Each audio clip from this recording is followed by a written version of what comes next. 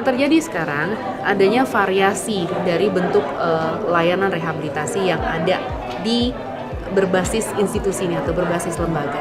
Oleh karena itu, kami lewat kegiatan kali ini ingin memberikan keterampilan, pengetahuan, dan juga kemampuan daripada teman-teman di BNNP, terutama di ke-34 provinsi di seluruh Indonesia, bagaimana melakukan asistensi agar para pelaksana layanan rehabilitasi berbasis lembaga dapat memberikan layanan rehabilitasi sesuai dengan standar layanan minimal.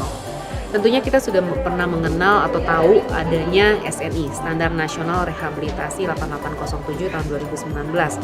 Nah, SPM ini kita susun sedemikian rupa untuk mengisi gap yang ada di SNI.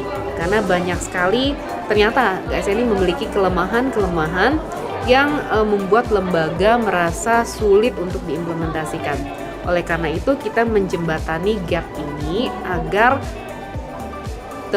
layanan yang diberikan itu sesuai tidak paling enggak dengan standar yang ada, yaitu standar layanan minimal.